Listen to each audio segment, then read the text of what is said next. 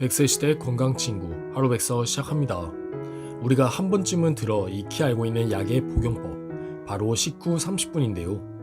음식물이 위를 통과하는 데 걸리는 시간이 보통 30분 정도이므로 식후 30분 뒤에는 위가 비어져 음식물이 약의 흡수를 방해하지 않습니다.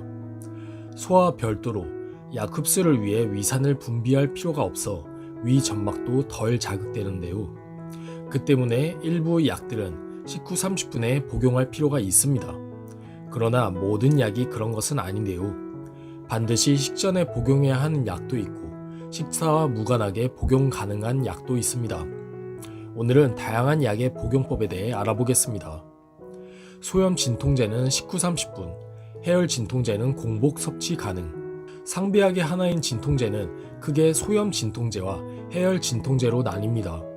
소염 진통제는 염증을 제거하는 효과도 있다는 점에서 주된 차이가 있는데 보통 포장지에 적혀 있으므로 쉽게 구분할 수 있습니다. 흔히 복용하는 타이레놀과 같은 약은 아세트아미노펜 성분의 해열 진통제고 이부프로펜, 아스피린 성분은 소염 진통제입니다. 소염 진통제는 통증 전달 물질인 프로스타글란딘을 차단하는데 이는 위벽을 보호하는 기능도 있어 결과적으로 위벽 보호층이 얇아져 위 점막이 손상될 수 있습니다.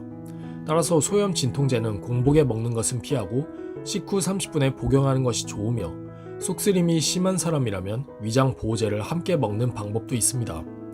반면 해열 진통제는 위장에 부담이 적어 하루 중 아무 때나 공복에도 복용할 수 있습니다. 식후 30분 복용 의미는 약 먹는 걸 잊지 마세요. 감기에 걸리거나 가벼운 장염에 걸려 인근 병원에서 처방받는 약제의 경우 하루 3번, 식후 30분 이후 복용하는 것들이 대부분이나 이러한 약들은 그 효과가 식사 여부에 따라 달라지지는 않습니다. 혈중 약물 농도가 지속하는 시간이 대개 6시간 정도로 식사 간격과 비슷하므로 잊지 않고 약을 먹을 수 있게 밥대에 맞추어 권하는 것입니다. 규칙적으로 빠짐없이 먹어야 하는 고혈압, 당뇨, 고지혈증 등의 약제는 매일 같은 시간에 복용해야 하지만 대부분 꼭 식사 후에 복용해야 하는 것은 아닙니다. 따라서 식사를 잘 거르거나 불규칙한 사람은 자신의 생활 습관에 맞추어 일정한 루틴대로 약을 먹어도 됩니다. 공복에 먹어야 하는 약은 꼭 빈속에 드세요. 한편 처방 전에 식사 전 공복에 먹는 약이라고 되어 있다면 식사 여부가 약의 효능과 밀접한 연관이 있는 것이므로 이를 꼭 지켜주는 것이 좋습니다. 본인이 먹는 약이 공복에 먹어야 하는 약인지 미리 확인하고 그에 따를 것을 권합니다. 항생제는 정확한 시간과 간격을 맞추어 정량으로. 항생제는 일정한 혈중 농도를 유지해야 하므로 용량이나 복용 간격을 임의로 변경하면 세균을 효과적으로 박멸할 수 없습니다. 따라서 식사와 상관없이 정확한 시간 간격을 맞추어 정량을 복용해야 합니다. 다만 항생제 중 암피실린 계통은 음식물에 의해 흡수가 지연되고 테트라사이클린 계통은 음식물 속에 칼슘과 결합하여 착화합물을 형성하여 약 효과를 떨어뜨리므로 공복에 복용하는 것이 좋습니다. 이처럼 약은 종류나 특성에 따라 복용법이 다른데요.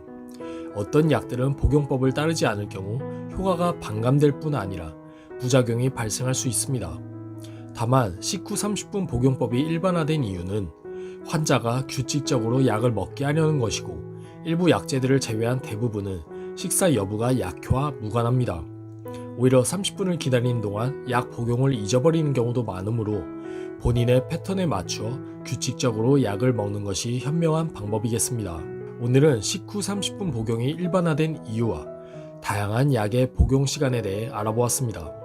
영상이 도움되셨다면 구독과 좋아요, 알림 설정 부탁드립니다. 오늘도 건강한 하루